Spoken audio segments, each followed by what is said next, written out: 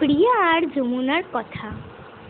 এই দুই বান্ধবী একই কলেজে পড়েছে এবং একই স্কুলে পড়ে এতদিন ধরে বড় হয়েছে এবং যমুনা কিন্তু বিবাহিত আর আর মিষ্টুর না, প্রিয়ার তো এখনো বিয়ে হয়নি, ওর এখন ছিল 28 বছর আর যমুনার ছিল 30 বছর। তো ওরা দুই বান্ধবী হাঁটতে হাঁটতে হাঁটতে হাঁটতে একদিন শপিং মলের কাছে দুজনার দেখা হয়ে যায়। এরপরে দুজনাকে ফার্স্টে চিনতে পারে না, কিন্তু যমুনা প্রিয়াকে চিনতে পেরে যায়। তাই জন্য যমুনা ওকে ইচ্ছা করে ধাক্কা দিল। তারপরে ও একটুখানি পড়ে যাওয়ার ভান করলো, কিন্তু ও কিন্তু পড়ে গেল না, ও কল হওয়ার ভান করলো, যেন ফোনে কথা বলছে এইরকম। তাই জন্য আবার ও এই ফোনে কথা বলছিল বলে ওকে কিছু জিজ্ঞেস করতে গিয়ে ওকে উল্টা এক লাথি মারে।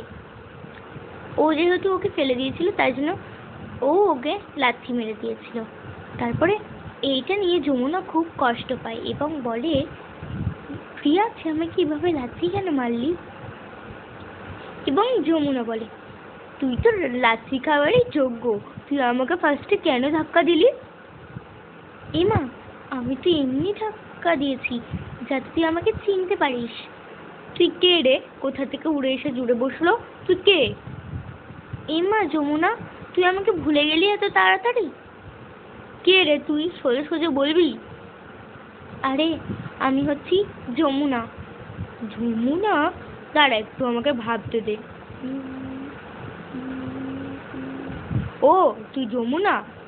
হ্যাঁ, তোর মনে পড়েছে? তুই আমার থেকে দূরে সর, কারণ তুই আগেও গড়াচ্ছিলি, এখনো গরিবই আছিস, বুঝলি? আমি দূরে সরে যাই, তুই তো মনে হয় দূরে সরবি না। এমা, এসব কি ধরনের কথাবার্তা বলছিস প্রিয়া? আমি যা বলছি ঠিকই বলছি। সর তো এবারে, অনেকক্ষণ জ্ঞান জ্ঞান শুনেছি, এরপর যাই। তোর বরকে তুই খুশি রেখেছিস তো? বাবা, তুই আমার বরের কথা ছাড়, তুই এটা বল প্রিয়া, তুই আগে কেমন ছিলি আর এখন কেমন হয়ে গেছিস? আমি এটা ভাবতেই পারছি না। যেটা না ভাবার সেটা তুই ভেবে কি লাভ পাবি বল? আর তাছাড়াও আমি এই শপিং